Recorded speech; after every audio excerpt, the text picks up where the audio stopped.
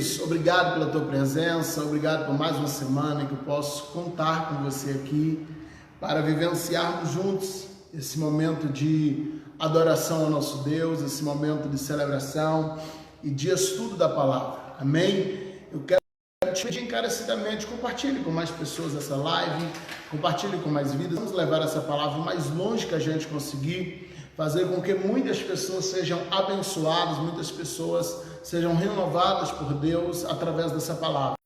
A gente está falando nas terças-feiras aqui a respeito de uma mudança de visão, uma nova visão para um novo tempo. E hoje em especial eu quero falar sobre uma visão sacerdotal de Deus para nós nesses dias. Terça-feira que vem eu quero falar sobre uma nova visão ministerial, tratando do ministério individual. Queridos, vai ser bênção que Deus colocou no meu coração para hoje, para essa sexta e para a próxima terça. São 3 estudos que você não pode perder. Então você já está aqui hoje, fica com a gente, tá bom? Nessa 1 hora de estudo que nós vamos estar dando início agora. Fica com a gente aí, eu tenho certeza que vai ser de muito aprendizado. Terminando aqui, a gente já posta essa live no YouTube também, então procura lá na nossa página IPRG-VC, tá bom? De Igreja Pentecostal na Glória de Vitória da Conquista, ou na página Pastor Geisiel Santos. Assim que termina as lives do Facebook, todas as nossas lives elas são postadas no YouTube, tá bom? Então você pode depois reassistir em sua casa na TV, junto com a sua família. Eu tenho certeza que vai ser bênção para a tua vida também. Hoje vamos falar de sacerdócio. Vamos falar do que Deus nos chamou para ser e que temos vivenciado tão pouco por não compreendermos o chamado de Deus para a nossa vida. E para isso eu quero começar com você lendo 3 textos, tá bom? 2 deles estão em 1 Pedro capítulo 2, são o versículo 5 e o versículo 9. E depois eu quero estar lendo com você também Apocalipse capítulo 1, versículos 5 e 6. Então inicialmente 1 Pedro capítulo 2, versículos 5 e 9, e depois Apocalipse, capítulo 1, versículo 5. Você que ainda não pegou a sua Bíblia, pega lá correndo, pega caneta, papel, tá bom? Porque nós vamos ler muitos textos aqui hoje, nós vamos viajar pela Bíblia como temos feito em todas as nossas lives. Quero louvar a Deus por todos os amigos e irmãos que já estão com a gente. Coloca aqui nos comentários de onde você está nos assistindo, amém? Estou vendo irmãos aqui de Eunápolis, de outras cidades também, de Alagoinhas, Catu. Que Deus abençoe a todos vocês, é um grande prazer tê-los aqui com a gente, amém? Então vai escrevendo aí de onde você está nos assistindo, fica com a gente e compartilha, se possível, leva essa palavra para mais longe. 1 Pedro capítulo 2, versículo 5 diz assim: vós também, como pedras vivas, sois edificados casa espiritual e sacerdócio santo, para oferecer de sacrifícios espirituais agradáveis a Deus por Jesus Cristo. Então aqui nós temos uma afirmação. Primeiro, você está sendo edificado, casa espiritual e sacerdócio santo, e você agora tem a incumbência de oferecer a Deus sacrifícios santos e agradáveis a eles por meio de Jesus Cristo. Versículo 9: mas vós sois geração eleita e sacerdócio real, a nação santa, o povo adquirido, para que anuncieis as virtudes daqueles que vos chamou das trevas para a sua maravilhosa luz. No primeiro versículo a gente tem uma informação e uma incumbência. Você foi feito sacerdócio santo para oferecer sacrifícios santos. Irmão Leonardo de Angra dos Reis, seja bem-vindo, Deus abençoe. No versículo 9, você é chamado de sacerdócio real para anunciar a glória de Cristo, para anunciar a palavra de Cristo. Apocalipse capítulo 1, Apocalipse 1, versículos 5 e 6, diz assim: da parte de Jesus Cristo, que é a fiel testemunha, versículos 5 e 6, o primogênito dos mortos e o príncipe dos reis da terra, aquele que nos ama e que em seu sangue nos lavou de nossos pecados e nos fez reis e sacerdotes para Deus e seu Pai. A ele glória e poder para todos sempre. Amém. Então primeiro em 1 Pedro a gente tem Teixeira de Freitas, minha tia Edna aqui também, Deus te abençoe, minha tia, seja bem-vinda. Minha pastora Edna ali, a Igreja Nova Fé em Teixeira. Queridos, então primeiro nós temos uma informação, ele nos fez sacerdócio, nos fez para quê? Oferecêssemos sacrifícios agradáveis a Deus. Ele também nos fez sacerdote para que anunciássemos a palavra de Deus, para que anunciássemos as novas de Deus. Depois nós temos informação em Apocalipse, primeiro, a confirmação no versículo 6, de que ele nos fez sacerdotes para Deus. Queridos, eu não sei se temos noção das implicações desse cargo, desse título, desse privilégio que Deus está nos concedendo.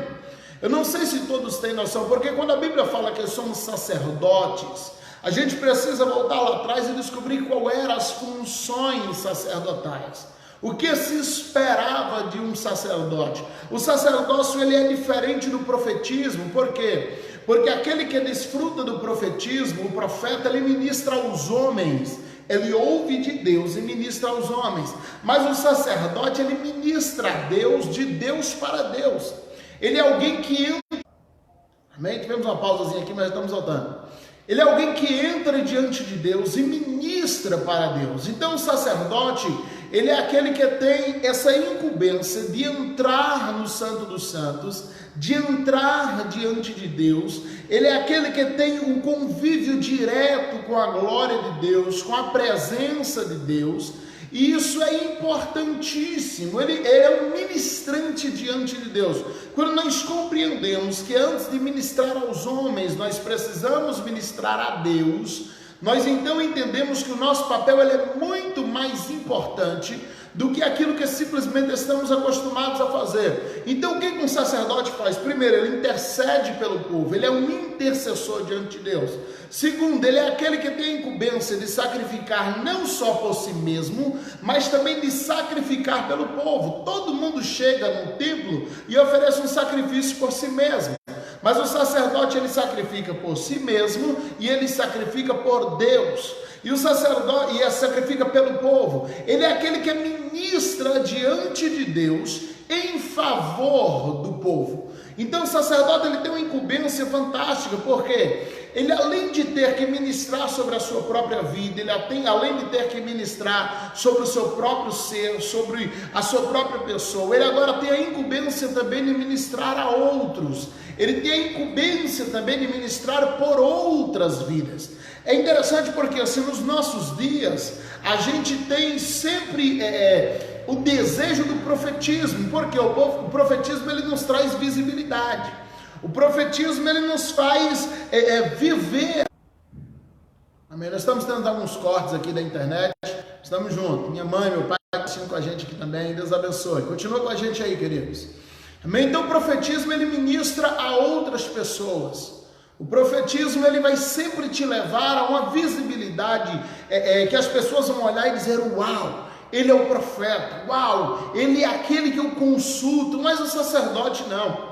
O sacerdote é aquele que entra na recâmara quando ninguém está vendo, ele é aquele que entra no isolamento quando ninguém está olhando, ele é aquele que vai no meio da noite para oferecer o último holocausto, ele é aquele que vai de manhã para recolher as cinzas, ele é aquele que vai mexer o altar quando outros estão sacrificando. Então é uma incumbência que o Senhor nos oferta, mas que a gente parece não estar muito interessado. Por quê? Primeiro, porque ele parece exigir trabalho.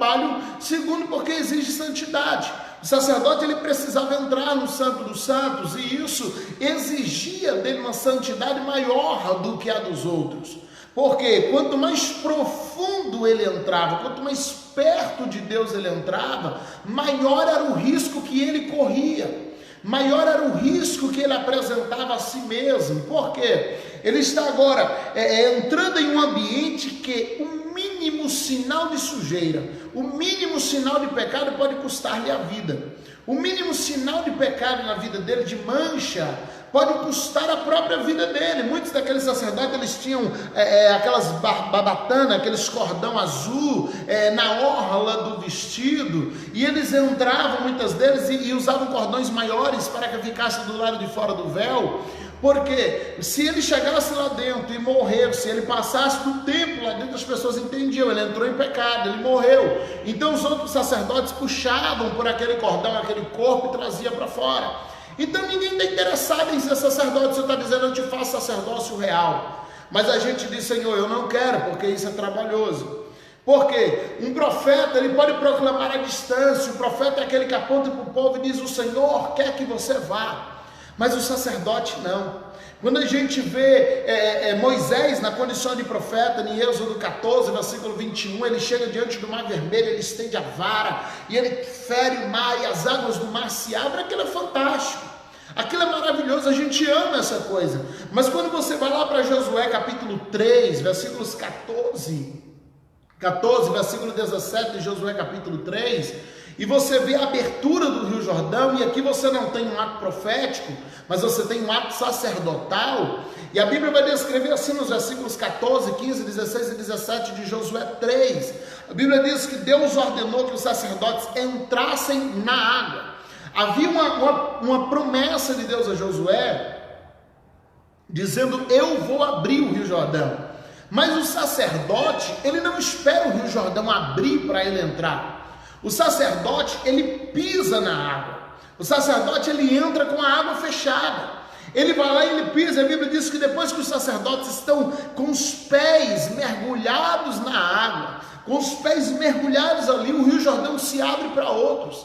Então, queridos, se você entende a tua função sacerdotal, você entende que você é aquele que vai pisar onde ninguém mais vai querer pisar. Se você entende a tua função sacerdotal, você entende que você é aquele que vai entrar nas águas do Jordão antes do rio abrir. Se você entende sua função sacerdotal, você entende que você não vai ter mais o direito de caminhar pela vista.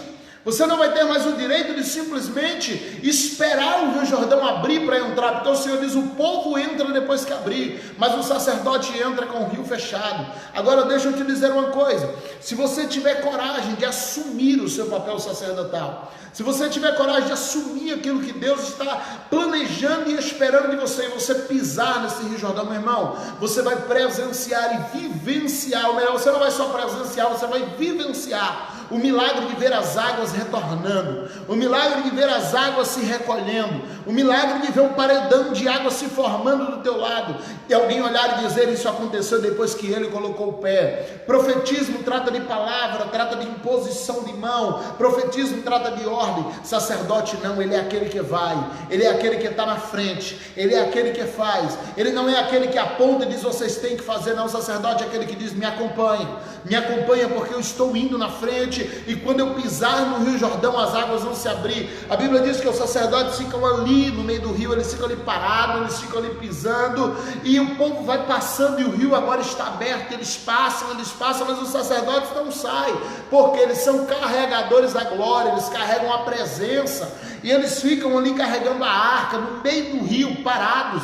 E quando todo o povo acaba de passar, o capítulo 4, versículo 18 de Josué, Josué 4, 18, a Bíblia vai dizer, depois que todo o povo passou, Deus dá ordem dizendo, agora os sacerdotes podem sair, e eles começam a se retirar da água, e a descrição que a gente tem em 4,18, ela é fantástica, porque a Bíblia vai dizer assim, quando eles pisaram em terra seca, quando eles saíram da água, quando os pés dos sacerdotes se retiraram da água, o rio se fechou novamente e ele voltou ao seu curso normal. Aqui deixa, eu abri um leque para a gente, queridos.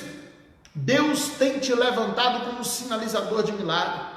Quando o Senhor te chama de sacerdote real, o Senhor está te colocando como intercessor, o Senhor está te colocando como alguém que vai ter o direito de entrar na presença dEle, mas o Senhor também está te colocando como aquele que vai na frente de pessoas, que não tem coragem de encarar o problema.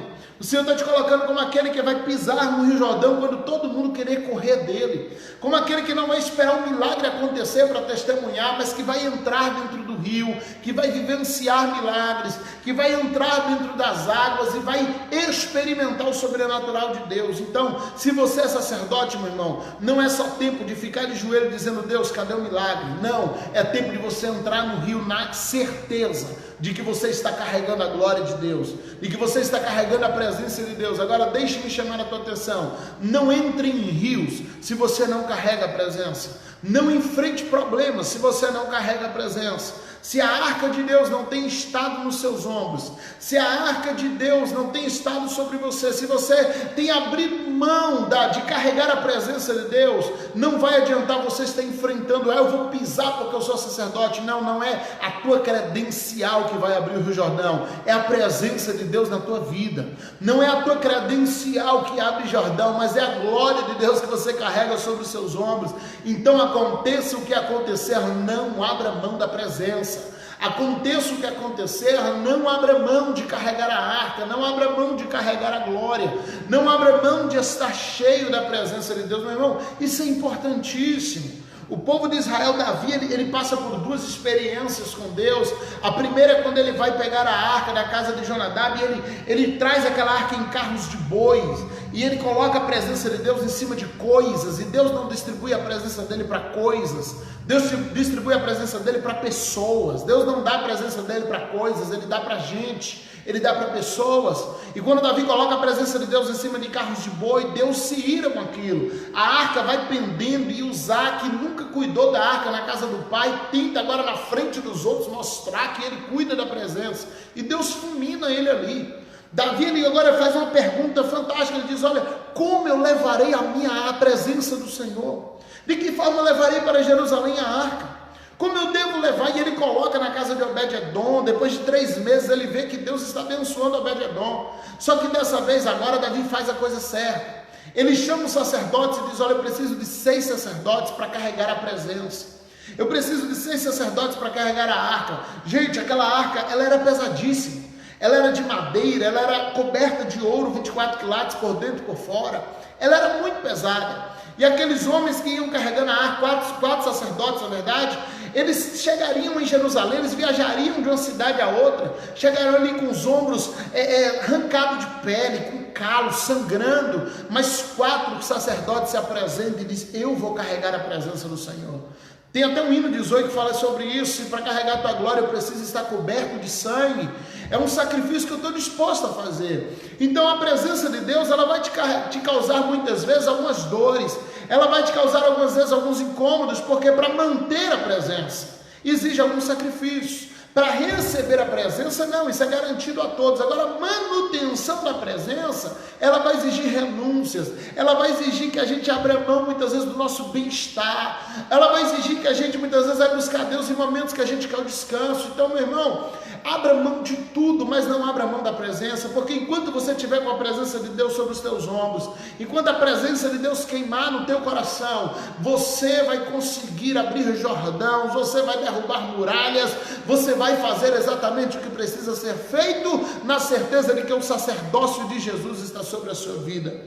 Então entenda quando o Senhor diz: você é sacerdote. Para que eu sou sacerdote? 1 Pedro 2,5. Primeiro, para sacrificar ao Senhor. E eu sacrifico o quê, pastor? A minha própria vida a Ele. Eu não sacrifico mais animais, eu entrego a minha própria vida. Segundo, versículo 9 de 1 Pedro 2. Eu sou um sacerdote para anunciar as boas novas de Deus. Se eu não anuncio as boas novas de Deus, não faz sentido o meu sacerdócio, porque Pedro diz que eu fui chamado para isso. Jesus vai falar em Apocalipse 1, versículo 6, que Deus te fez sacerdote para agradar a Ele. Então nós precisamos nos oferecer em sacrifício, anunciar a vontade de Deus e agradar ao Senhor. E assim eu exerço o meu sacerdócio. Deixa eu falar um pouquinho sobre os sacrifícios que os sacerdotes ofereciam. Havia pelo menos 6 sacrifícios que eram oferecidos pelos sacerdotes no tempo do Antigo Testamento. Era a oferta de manjares, a oferta pacífica, o holocausto diário, a oferta alçada, o holocausto, que também era chamado de oferta de expiação, e o sacrifício pelo pecado. Então havia 6 sacrifícios que os sacerdotes ofereciam. O que era oferta de manjares? Levíticos 2, versículos 2 e 13. Se você quiser ler todo o intermediário, também pode ler. Levíticos 2, para você que está anotando, versículos 2 e 13. Vai descrever a oferta de manjares. A oferta de manjares, ela era uma oferta de alimento, em que as pessoas traziam trigo, traziam cevada, traziam óleo de vinho, e eles faziam um bolo no altar de Deus com aqueles materiais, e esse bolo ele era metade queimado completamente ao Senhor, a outra metade era tirada em ponto de alimentação e entregue para a família sacerdotal. Então a primeira oferta que os sacerdotes ofereceram era a oferta de manjares. O que era a oferta de manjares? Para que servia? A oferta de manjares, ela era uma oferta de gratidão. Ela não era uma oferta imposta, que você dizia assim, olha, tal dia tem que levar a oferta de manjares. Não, a oferta de manjares só levava um coração agradecido. Era alguém que chegava lá, quando o sacerdote via alguém chegar com a oferta de manjares, ele já entendia, essa pessoa está muito grata a Deus. Então era uma oferta de gratidão. Entenda essas ofertas para você entender o sacrifício de Cristo. Tá bom? A gente já vai fazer a assimilação das duas coisas. A segunda oferta era uma oferta pacífica. Levíticos capítulo 3, versículo do 1 ao 5. Onde o que acontecia? Uma pessoa que ela estava sendo punida por Deus. Ela interpretava assim, olha, minha vida está ruim e isso é punição de Deus. Ou quando a nação estava debaixo da maldição. Eles ofereciam uma oferta pacífica, que era um sacrifício de animal, e essa oferta ela era para restaurar a comunhão. Eles entendiam pela lei de Israel, em Levíticos 3, que se eles oferecessem uma oferta pacífica, Deus ia apaziguar a sua ira e ia ficar em paz com eles. Então, oferta de manjares, oferta de gratidão. A oferta pacífica era uma oferta para aplacar a ira de Deus. Vai entendendo isso? A terceira oferta que os sacerdotes ofertavam no altar era o holocausto diário, Levíticos 6, versículos do 8 ao 13. Levíticos 6, versículos do 8 ao 13. A Bíblia vai dizer que uma vez por dia, no final da tarde, o sacerdote oferecia um holocausto diário que não era para perdão de pecado. Essa também era uma oferta de gratidão. Então observe que você tem a manjares, que ela é uma oferta de gratidão, você tem a pacífica, que é uma oferta por pecado, você tem o holocausto diário, que é uma oferta de gratidão. Todas as tardes, o sacerdote oferecia um holocausto, dizendo a Deus, muito obrigado por esse dia, muito obrigado pelo culto de hoje, muito obrigado porque o Senhor recebeu as orações, muito obrigado porque o Senhor esteve conosco. A quarta oferta, ela é a chamada oferta alçada, ela está determinada em Levítico 7, versículo 14, você que está anotando, Levítico 7, versículo 14, oferta alçada. Ela também está determinada em Êxodo, capítulo 35, do 20 ao 29, Êxodo 35, do 20 ao 29, onde o Senhor determinava uma oferta alçada. O que é uma oferta alçada? A oferta alçada, ela é uma oferta interessante porque ela não é uma oferta para sacrifício. A oferta alçada é uma oferta de serviço. Ela poderia ser de três modos, três maneiras de você oferecer uma oferta alçada. A primeira, você ia no templo e percebia que alguma coisa estava necessária. Poxa, eu estive lá no templo ontem e o jarro de flor estava com flores murchas. Então você poderia chegar no outro dia e levar flores para o jarro do templo. Você poderia chegar lá e levar uma cortina nova para o templo. Você poderia levar alguma coisa que você viu que o templo estava precisando. Ela era uma oferta de serviço. A segunda maneira de eu oferecer uma oferta alçada é eu levando alguma coisa para o sacerdote, para o sacerdote. Olha, eu estive na tenda do sacerdote e eu percebi que o sacerdote estava passando necessidade, então vou levar alimentos para ele. Eu estive na tenda do sacerdote e eu vi que ele precisa de determinada coisa, eu vou levar para ele. Isso era uma oferta alçada. Olha, o sacerdote me ajudou, alguns dias atrás eu estava precisando de uma palavra, ele me ajudou, e eu quero ser grato ao sacerdote, eu vou levar um presente para ele, e Deus recebia isso como oferta. A terceira maneira de você oferecer uma oferta alçada, era a oferta em que você se oferecia, aquela que você chegava lá e o sacerdote falava assim, olha, nós vamos reformar a ala do templo, e quando chegava naquele dia, você se apresentava e dizia, olha, eu quero ajudar. Eu quero fazer alguma coisa, eu quero fazer a massa, eu sei fazer alguma coisa do que está precisando. Então a oferta alçada ela pode ser oferecida eu dando um presente para o templo, eu dando um presente ao sacerdote, ou eu me oferecendo para fazer um serviço no templo. Essas são as três maneiras de oferecer uma oferta alçada. Então recapitulando, Levíticos 2, oferta de manjares, uma oferta de gratidão. Levíticos 3, oferta pacífica, fala de uma oferta para aplacar a ira de Deus. Levítico 6, holocausto diário, oferta de gratidão. Levítico 7, oferta alçada, uma oferta de serviço. E aí nós chegamos a Levítico 6, de novo, versículo 9, vai falar agora de um outro holocausto, que é diferente do holocausto diário, é a quinta oferta. Esse holocausto agora é um holocausto para expiação de pecado. onde matava-se um animal e ele era...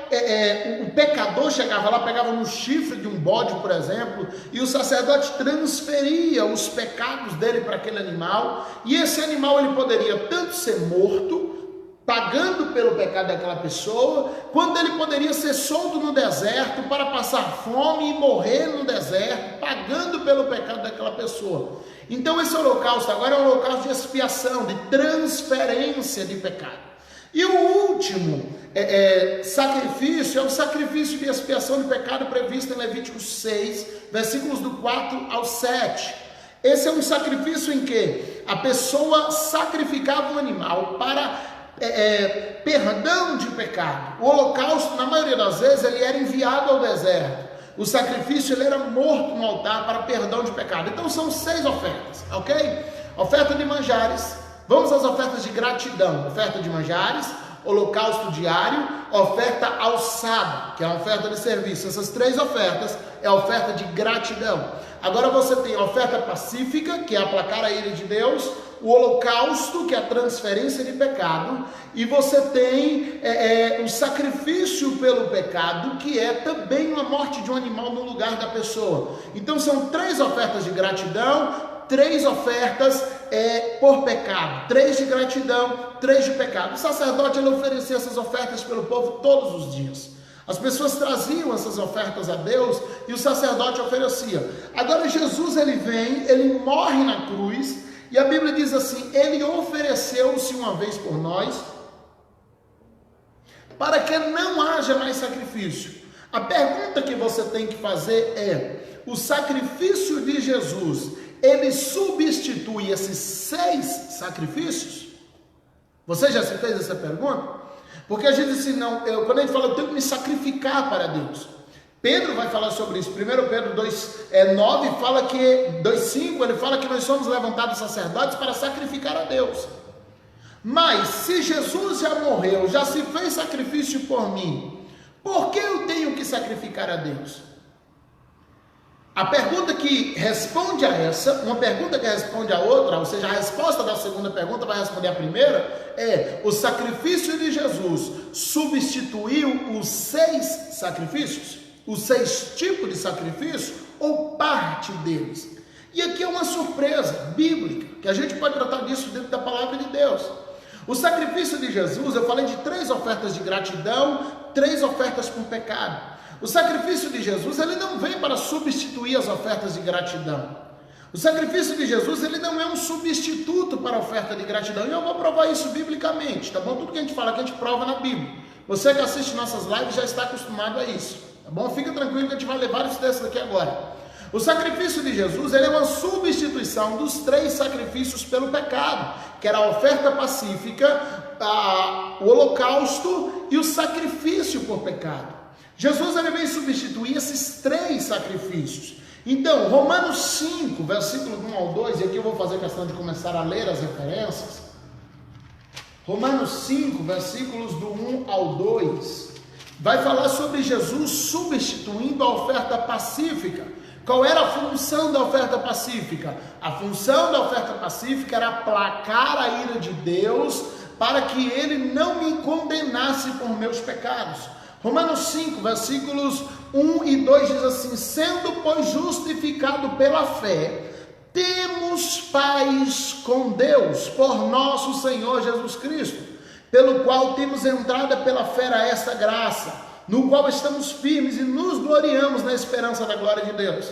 Olha o que o versículo 1 está dizendo: pelo sacrifício de Jesus, você está em paz com Deus. O que Paulo está dizendo? Ele diz: você não precisa mais oferecer oferta pacífica, porque Deus não está irado com você. Deus está em paz com você e você está em paz com Deus. Por quê? Porque Jesus ofereceu-se no lugar da oferta pacífica. Então essa oferta ela nunca mais precisará ser oferecida. Nós não precisamos fazer nada para Jesus nos amar mais, Ele nos ama. Eu não preciso fazer nada para Jesus ficar em paz comigo, Ele está em paz comigo. Essa palavra nos diz que pela fé nós podemos ficar em paz por meio de Jesus. E nos gloriamos nessa esperança, que é a glória de Jesus, que Ele nos garantiu paz, que Ele já nos garantiu essa paz. O segundo sacrifício por pecado é o holocausto, aquele em que transferia o pecado da pessoa para o animal, e esse animal ia sofrer para o resto da vida no lugar dessa pessoa. Olha o que Isaías, capítulo 53, versículo 5 vai nos dizer. Isaías 53, versículo 5: mas ele foi ferido pelas nossas transgressões e moído pelas nossas iniquidades. O castigo que hoje nos traz a paz estava sobre ele, e é pelas suas pisaduras que nós somos sarados. O que Isaías está dizendo? Todos os seus pecados foram transferidos para Jesus, e ele se fez pecado por nós. Ele vai lá e assume os nossos pecados, e ele morre em nosso lugar. O preço já foi pago. Então, meu irmão, deixa eu te garantir uma segunda coisa: o holocausto já foi feito, e uma vez feito, ele não precisará ser refeito. Nós falávamos aqui no domingo de Páscoa. Agora, você que não assistiu o nosso culto, procura aqui na nossa página, e nós falávamos sobre isso. A palavra tetelestai, que foi transferida ou traduzida como está consumado, ela tem o sentido de estar feito, e o que foi feito não precisará ser refeito. Quando Jesus diz tetelestai, está consumado, ele está dizendo: isso aqui não tem prazo de validade.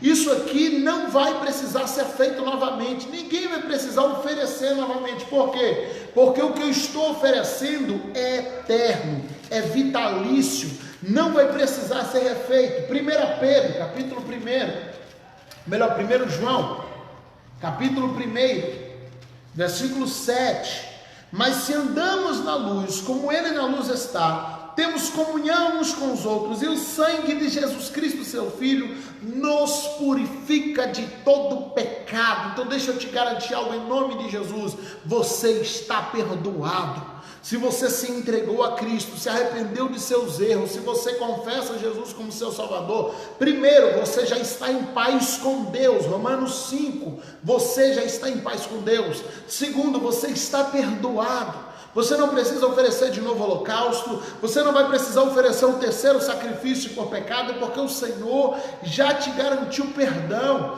1 João capítulo 2, versículo 2 diz assim, ele é a propiciação, ele é a expiação, é o animal para quem foi transferido os nossos pecados, e não somente os nossos, mas os pecados de todo mundo. Ele pagou pelos erros de todas as gerações. Romanos 3, versículos 23 e 25, olha que palavra maravilhosa. O diabo ele vai tentar desmentir isso aqui sempre na tua cabeça. O diabo ele sempre vai tentar te dizer que você está condenado. O diabo ele sempre vai te dizer que você não tem mais jeito, que você não tem esperança. Mas deixa eu te dizer uma coisa: você tem um Jesus que se apresentou por você, que morreu no alto da Calvário, levou sobre si os seus pecados, levou sobre si as suas culpas, as suas dores, e hoje ele te chama de filho e te diz que você está em paz com Deus. Romanos 3, versículo 23: porque todos pecaram, destituídos, expulsos estão da glória de Deus, sendo justificados agora gratuitamente pela sua graça, pela redenção que há em Cristo Jesus, ao qual Deus propôs por propiciação pela fé no seu sangue, para demonstrar a sua justiça, pela remissão dos pecados dantes cometidos, sob a paciência de Deus. Romanos 3, 23, 24 e 25. Então, meu irmão, o sangue de Jesus te purifica, o sangue de Jesus sinaliza a tua salvação, o sangue de Jesus sinaliza que você está em paz com Deus, o sangue de Jesus sinaliza que você está perdoado, e nós precisamos assumir isso diante de Deus. Nossa posição de filhos, ele dizer: eu sou o que a Bíblia diz que eu sou. O diabo ele vai sempre tentar te convencer que você vai para o inferno, que você está condenado ao inferno, mas se você está em Cristo, se você não anda segundo a carne, mas segundo o Espírito, não há condenação para você. 1 João capítulo 4, versículo 10: nisto está o amor, em que nós tenhamos amado, não em que nós tenhamos amado a Deus, mas em que Ele nos amou e entregou seu próprio Filho para a propiciação dos nossos pecados. Olha que coisa linda que Deus está fazendo, olha que coisa linda que Deus fez, que Deus te garantiu. Então, quais foram, pastor, os 3 sacrifícios que foram abolidos na cruz? Repetindo: oferta pacífica, Romanos 5, já estou em paz com Deus. Holocausto pelo pecado, Isaías 53, o meu pecado foi transferido para ele, e ele pagou por mim. O sacrifício pelo pecado para expiação, os diversos textos que nós lemos aqui no 1 João 7, o sangue de Jesus nos purifica de todo pecado. Então, dos 6 sacrifícios, 3, Jesus simplesmente aboliu na cruz. E os outros 3, pastor? Ele não veio para abolir tudo, não. Ele aboliu os sacrifícios de pecado. Ele aboliu os sacrifícios que simplesmente tiravam. Isabela está colocando que na NVI, propiciação é traduzida como sacrifício. A tradução mais correta aqui seria expiação, anulação do pecado. Então, Jesus ele aboliu esses pecados. Agora ficou 3 outras ofertas. E por que Jesus não aboliu essas 3 ofertas? Porque essas 3 ofertas são ofertas de gratidão. A oferta de manjares, o holocausto diário e a oferta alçada, ele não poderia ser abolido. Por quê? Porque ele é uma oferta de gratidão a Deus. Ele é algo que nós precisamos apresentar até nos encontrarmos com ele. Porque as benevolências de Jesus continuam acontecendo. Pastor, tem base bíblica para dizer que não foi abolido? Tem. A oferta de manjares era uma forma de dizer a Deus: muito obrigado, eu estou grato a ti. Então leia o que tem em 1 Tessalonicenses. 1 Tessalonicenses, capítulo 5. Aleluia, versículo 18. 1 Tessalonicenses, capítulo 5.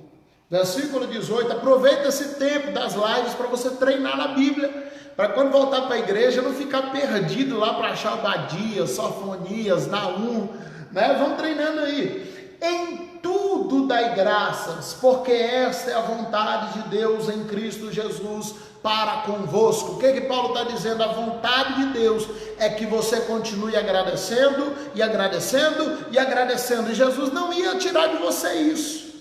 Ele não ia arrancar de você o direito de ser grato. E aí Paulo diz assim: dê graça em tudo. Infelizmente, criaram um jargão a partir desse versículo e disseram que Paulo falou para dar graça por tudo. Não precisa, não se preocupa, Deus não te colocaria esse jugo. Então eu não preciso dar graça por tudo, porque se eu desse graça por tudo, eu teria que dar graça pelas maledicências que acontecem. Eu teria que dar graça porque alguém morreu. Eu teria que dar graça porque perdi um parente. E a Bíblia não me exige isso. Seria um jugo pesado demais. Agora, em tudo, ou seja, durante esse momento ruim, consiga ver a mão de Deus que permanece estendida para você. Durante esse momento difícil, você não precisa dar graça porque na tua despensa não tem nada.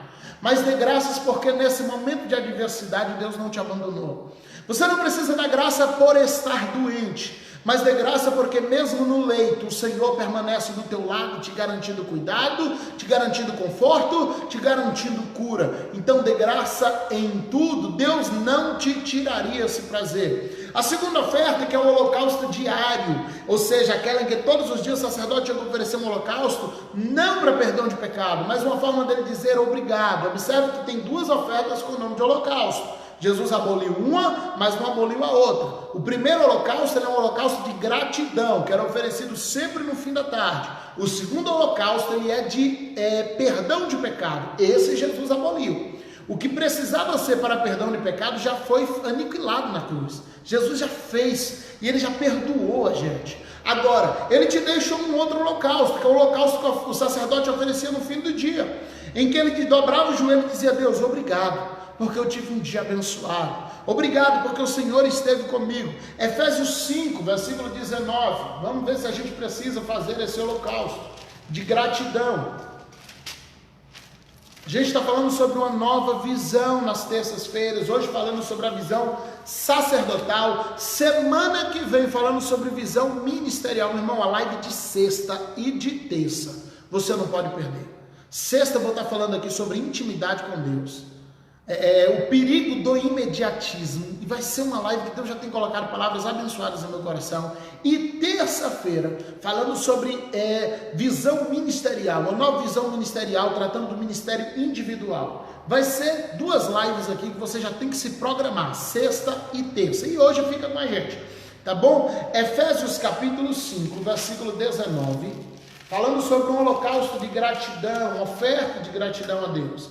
Falando entre vós como deve ser nosso culto, Paulo vai descrever como é um culto perfeito. Falando entre vós com salmos, com hinos, com cânticos espirituais, cantando e salmodiando ao Senhor no vosso coração, dando sempre graças por tudo ao nosso Deus e Pai, em nome do nosso Senhor Jesus Cristo. Então, qual era a base do holocausto diário? Agradecer todos os dias, agradecer sempre. O que Paulo está estabelecendo aqui em Efésios 5:20? Continua agradecendo todos os dias, continua agradecendo sempre. Então, Jesus não ia te arrancar isso, meu irmão. Jesus não ia te arrancar essa obrigação, você precisa continuar agradecendo e agradecendo, se bem que não é uma obrigação, é um privilégio, porque todos os dias Ele me abençoa, Ele me abençoa, Ele me abençoa, e eu preciso agradecer e agradecer, porque em meio às adversidades, Ele não nos deixa só, amém? A terceira oferta, e essa aqui é a que eu mais gosto, era a oferta alçada. Lembra o que era a oferta alçada? 3 formas de oferecer uma oferta alçada, eu vou reprisar para você que chegou no meio da live para cá. Eu poderia oferecer a oferta alçada de 3 modos. Primeiro, eu cheguei no templo, eu vi que o templo está precisando de alguma coisa. Eu vou lá, ao invés de perguntar ao sacerdote por que ele não comprou, porque para onde foi minha oferta, meu dízimo, eu simplesmente vou na rua, eu compro o que o templo está precisando, eu produzo isso e eu presenteio o templo com aquilo que está precisando. Então a Bíblia vai descrever isso em diversas referências. O povo chegava, quando Moisés estava construindo o tabernáculo, esse povo trazia ouro, trazia prata, o povo trazia cortinas, o povo trazia tapetes, o povo trazia tudo que precisava. Isso se repetiu nos dias do rei Ezequias, isso se repetiu nos dias de Josias, isso se repetiu nos dias de Neemias, isso se repetiu nos dias de Esdras. Então era uma oferta alçada. Primeira maneira de oferecer a oferta alçada, presenteando o templo. Segunda maneira de eu oferecer uma oferta alçada, eu presenteando o sacerdote. Cheguei na tenda do sacerdote, poxa, meu sacerdote está com a tenda meio acabada. Eu cheguei lá e os banquinhos que tinha na tenda não eram dos melhores. Então, ao invés de criticá-lo, eu ia lá e comprava o que o sacerdote estava precisando. Eu entregava para ele. E quando eu entregava isso para o sacerdote, lá no céu, Deus recebia como oferta. Olha que coisa linda, quando o povo entregava um presente ao sacerdote, muitas vezes não era nem precisão, tinha presentes que eles davam, era apenas como forma de gratidão. Olha, sacerdote, você me ajudou em oração, olha, sacerdote, você me aconselhou, olha, sacerdote, você comprou briga comigo, e eu quero te honrar, eu quero te presentear com isso aqui, e Deus recebia isso como oferta alçada. Terceira forma de eu oferecer uma oferta alçada, era aquela em que eu me apresentava para o serviço, e a gente vê isso em Neemias.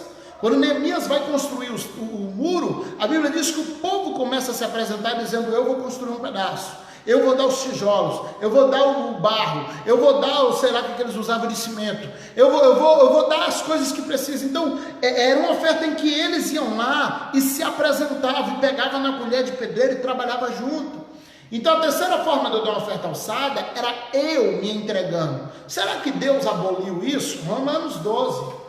Vamos ver que não foram todos os sacrifícios abolidos, porque alguns Deus deixou para você desfrutar, alguns Deus deixou para você ser abençoado. Romanos 12, versículo 1: rogo-vos, pois, irmãos, pela compaixão de Deus, que apresentei vossos corpos como sacrifício vivo, santo e agradável a Deus, que é o vosso culto racional. Paulo está dizendo assim: irmão, se apresente como sacrifício. Agora eu vou falar o que, pastor? Eu vou me jogar. Primeira coisa, não é alguém que te apresenta, não é alguém que te coloca no altar, é você que se apresenta, é você que deita lá e diz: me mata. Agora eu digo: vou lá deixar alguém me matar, vou levar lá e dizer: pastor, me degola. Não, é um sacrifício vivo.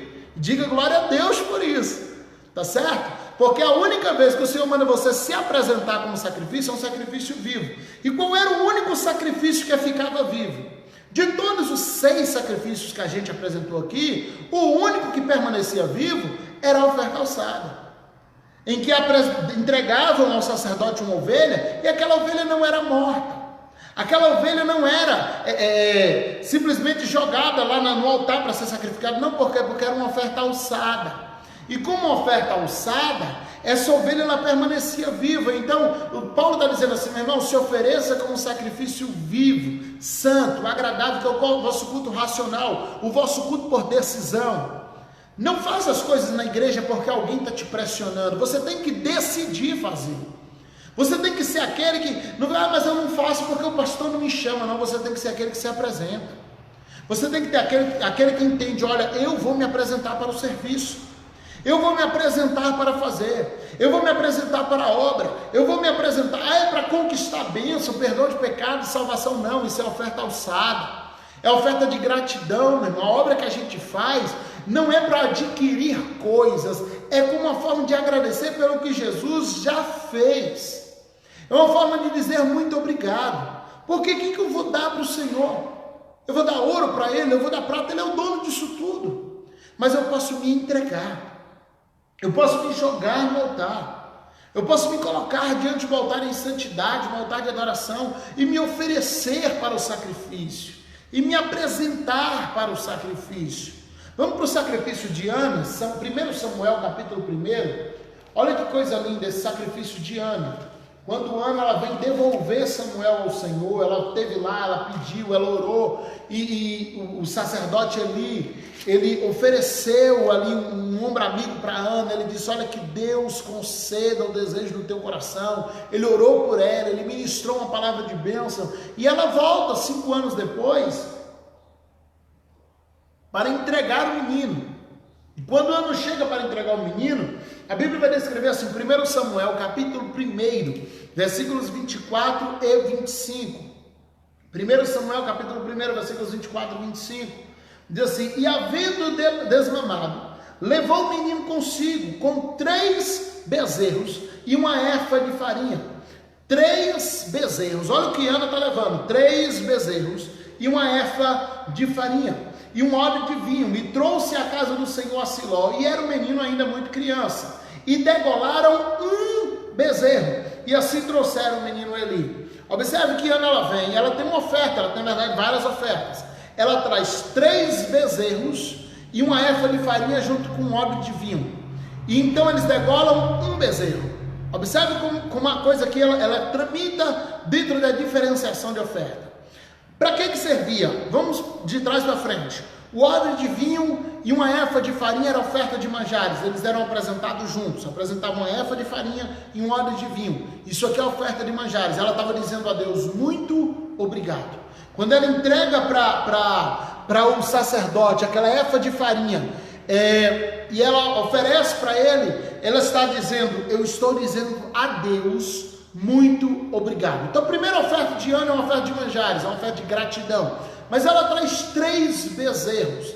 E para que serviam esses 3 bezerros? O primeiro que ela traz é um bezerro para holocausto.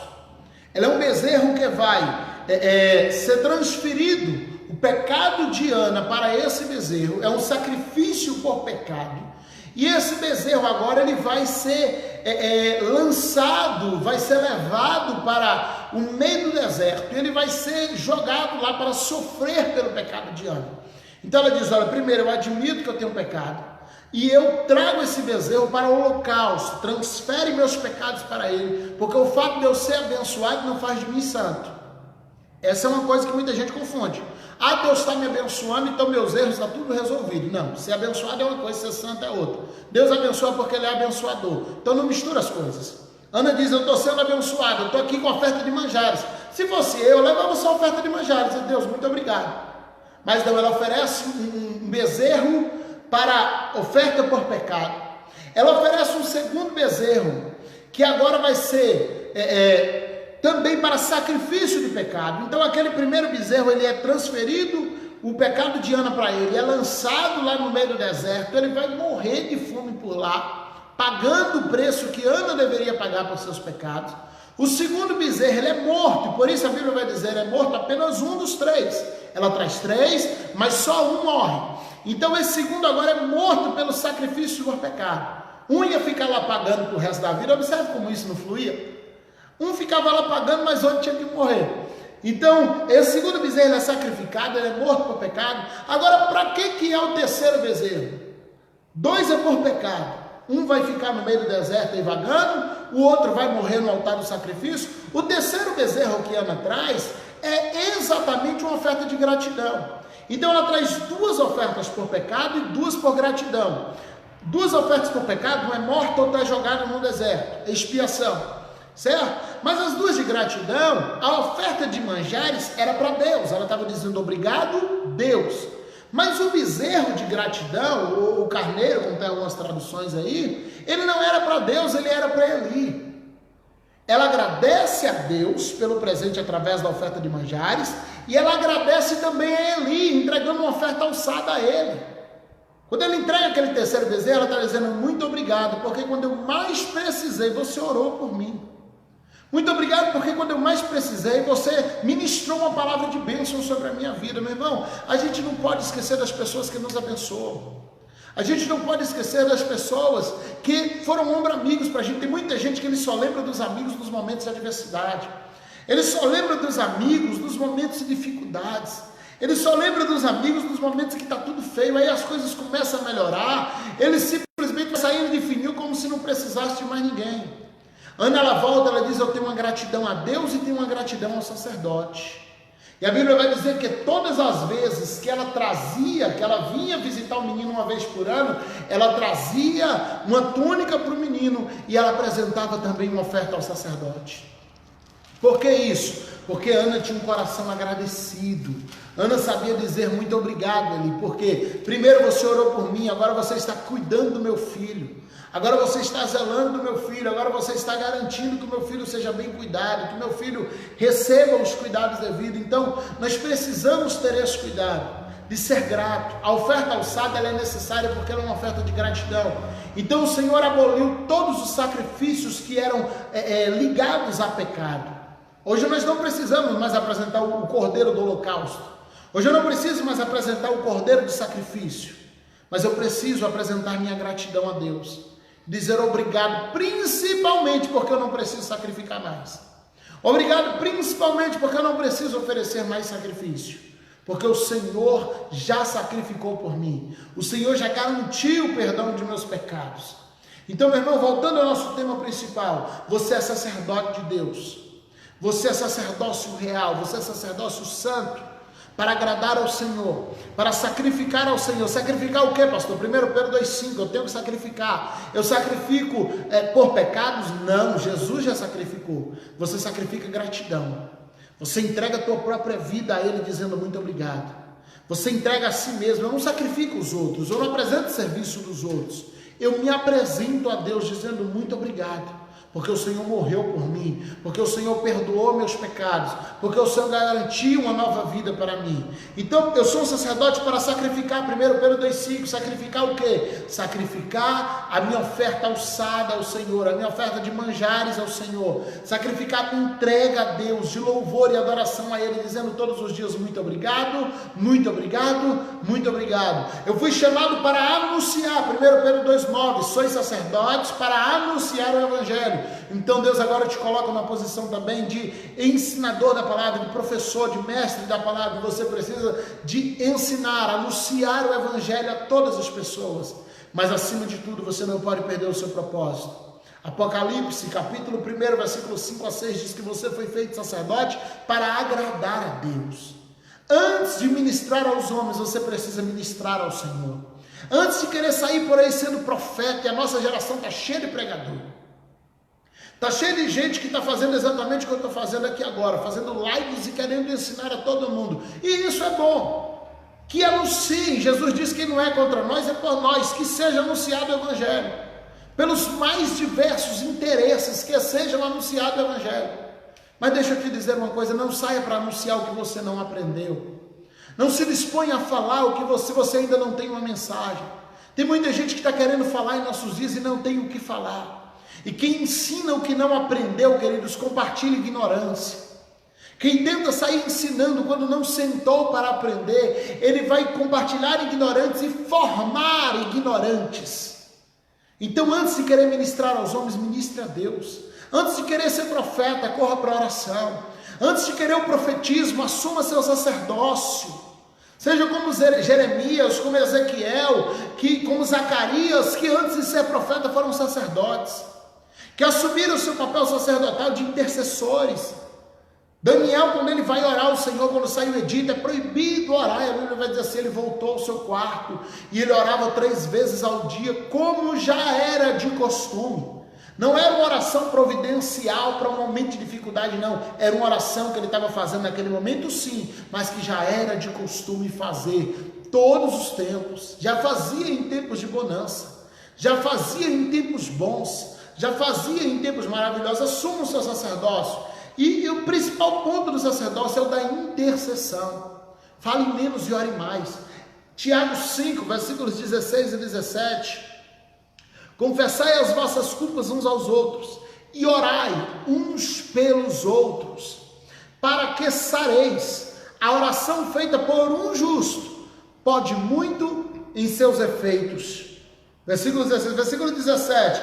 Elias era homem sujeito às mesmas paixões que nós, e orando, pediu que não chovesse, por 3 anos e 6 meses não choveu sobre a terra. E orou outra vez, e o céu deu chuva, e a terra produziu seu fruto. O que a Bíblia está dizendo? Não é por seu mérito. Vai acontecer porque eu sou santo. Não, Elias tinha erros, tinha falhas, mas o Senhor atendia a oração. Então não é o poder das pessoas, não é o poder do meu sacerdócio, é o poder daquele a quem eu clamo, é o poder daquele a quem eu ministro, é o poder daquele a quem eu faço. Se você vai para Marcos capítulo 15, e eu vou finalizar aqui, essa é a minha última referência, Marcos capítulo 15. Marcos capítulo 15, aqui está a abertura do seu sacerdócio, versículos 37 e 38, vai dizer assim, ó, e chegando achou, Marcos 15, eu estou no 14, Marcos 15, 37 e 38, e Jesus, dando um grande brado, expirou. O momento da morte de Jesus, e o véu lá no templo se rasgou em 2 de alto a baixo. Deixa eu descrever para você o que está acontecendo aqui. Vou até fechar a Bíblia aqui para você aguentar esses minutinhos finais comigo. Aquele era o dia do sacrifício pascal. O templo estava lotado de homens que vieram do mundo inteiro. Eles estavam lá desde a invasão de Nabucodonosor, queridos. A arca desapareceu. A Bíblia diz que Nabucodonosor roubou todo o ouro. Aquela arca havia sumido, mas os homens reconstroem o templo e eles colocam o véu de novo. Eles passaram a enganar as pessoas. A história contava que os sacerdotes entravam ali e eles choravam, porque a presença de Deus não estava lá. Mas eles não queriam contar isso aos outros. E eles saíam de trás da cortina e diziam para as pessoas: eu estive diante da presença de Deus, mas a presença de Deus não estava lá. E deixa eu te contar um negócio, está cheio de pessoas que já perderam a presença de Deus e elas continuam no exercício do ministério. Está cheio de pessoas que já perderam a presença de Deus e elas continuam. Terça-feira que vem eu vou falar sobre. Se você não aguenta ouvir palavra forte, não me acompanhe terça-feira. Porque terça-feira que vem, no âmbito ministerial, visão ministerial, eu vou falar sobre isso aqui. Pessoas que já perderam a presença de Deus. Nós vamos usar como base para terça-feira, 2 Coríntios 3, do versículo 12 ao 16, ministros que usam o véu para fingir que tem a glória. Terça-feira. Me acompanhe sexta, que nós vamos falar aqui sobre parâmetros da intimidade com Deus, e na terça-feira que vem falando sobre visão ministerial. Meu irmão, vai ser 2 lives que se você não aguenta, se você está ainda no leitinho, fica em casa, tá bom? Assiste outro negócio aí que tem coisa mais leve, tá certo? Porque a gente vai falar sobre coisas profundas aqui. Agora deixa eu te dizer um negócio, se você ousar ficar aqui comigo, tua vida nunca mais vai ser a mesma. Deus vai mudar a tua história, Deus vai mudar a tua visão, e a tua vida de intimidade com Deus, nessas 2 lives que nós faremos agora, sexta-feira e terça-feira, tua vida de intimidade com Deus vai mudar. Você vai entrar num campo de credibilidade, você vai entrar num campo de sinceridade, onde você vai ser visto no céu e respeitado no inferno. Porque Deus, ele vai nos trazer, e esse tempo é justamente para nos trazer para um tempo de sinceridade. Os sacerdotes, eles estavam sem a arca, mas eles ficavam lá, eles fingiam que tinha presença. Aí quando o templo está assim, ó, hora do sacrifício da tarde, 3 horas da tarde, oração da tarde, gente que veio do mundo inteiro, está todo mundo lá, a porta do templo aberta, eles de cá havia uma cortina lá no fundo, e eles olhavam e diziam: a presença de Deus está ali, a arca está ali. As pessoas iam do mundo inteiro para Jerusalém, só porque acreditavam assim: Deus só ouve onde está a arca está em Jerusalém, eu sou obrigado a ir lá. Mas quando Jesus grita: está consumado, Pai, em tua mão eu entrego o meu espírito, meu irmão, aquele véu começa a rasgar. Eu não sei se você entende isso, mas havia uma multidão dentro do templo naquela hora. Pessoas do mundo inteiro. Aquele véu rasgando estava revelando um segredo de 600 anos. Estava revelando para aquelas pessoas, dizendo: a arca não está aqui. Quando o véu rasga, eu imagino o desespero dos sacerdotes para cobrir aquilo, e cá entre o povo está apontando e dizendo: cadê a arca? Não tem arca, não tem arca, não tem arca. Você entende o porquê o véu tinha que rasgar naquele dia? Jesus lá no alto do Calvário rasga o véu lá no templo, na frente de milhões de pessoas, e eles começam a olhar para o outro dizendo: não tem arca. E aí de repente aqueles mais espertos começam a dizer aos irmãos assim: se não tem arca aqui, a gente pode orar de lá da África. Se não tem arca aqui, a gente pode orar de lá da Europa. Se não tem arca aqui, a gente pode orar de lá da Ásia. Se não tem arca aqui, a gente pode orar da Oceania, a gente pode orar das Américas. Se não tem arca aqui, a gente pode orar lá de casa, porque aqui é um lugar igual aos outros. Você entende o que Jesus fez? Quando ele rasga aquele véu na frente de um monte de estrangeiros, ele está dizendo para aquelas pessoas: vocês podem orar das suas casas, porque eu também vou te escutar lá. Vocês podem interceder das suas casas, porque eu vou te escutar lá. Você pode orar lá do teu país, da tua cidade, do teu estado, porque eu vou te escutar lá. Aqui não tem arca. Qual é a promessa que está cumprindo ali? Eu falei que já tinha encerrado, mas deixa eu ler só mais um. Aguenta comigo só mais um. Jeremias 31. Jeremias 31. É a promessa que precisava se cumprir naquele momento. Versículo 31 ao 34.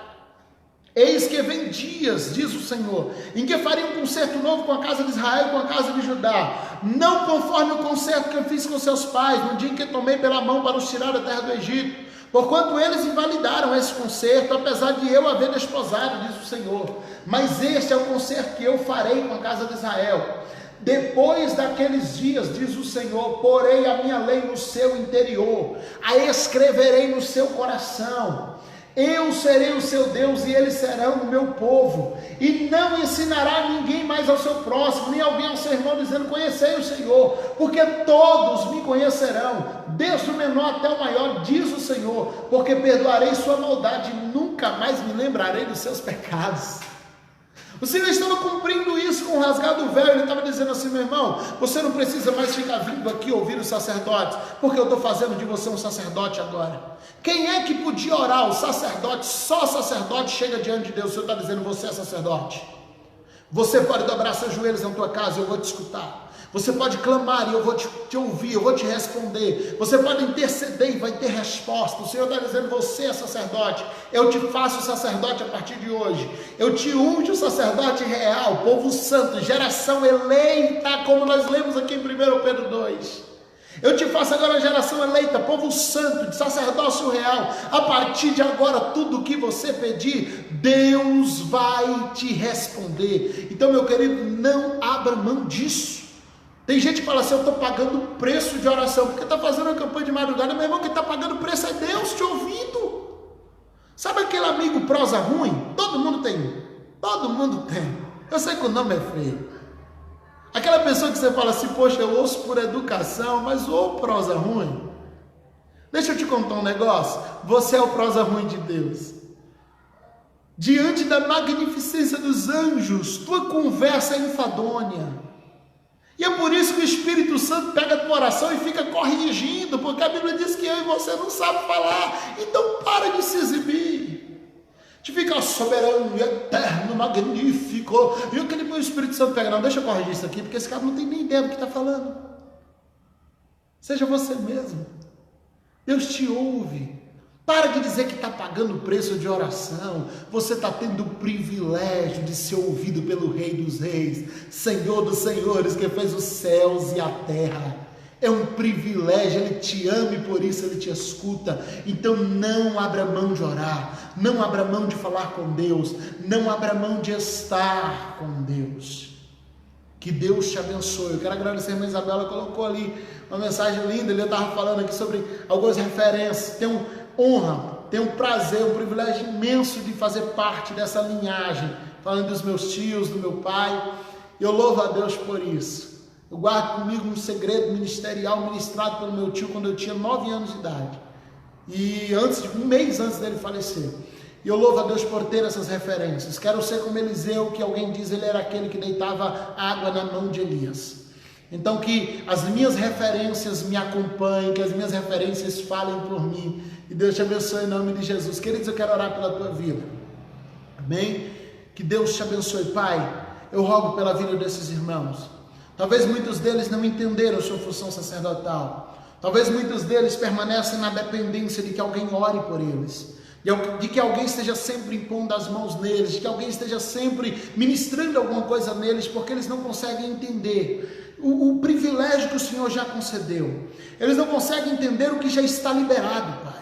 E por isso ficam sempre na dependência de outro alguém. Se houver alguém que está nessa condição, que o Senhor hoje abra um leque no coração dessas pessoas e faça elas compreender que são sacerdotes, que elas podem entrar no Santo dos Santos, aí na casa delas, onde elas estão nesse confinamento de quarentena, Pai.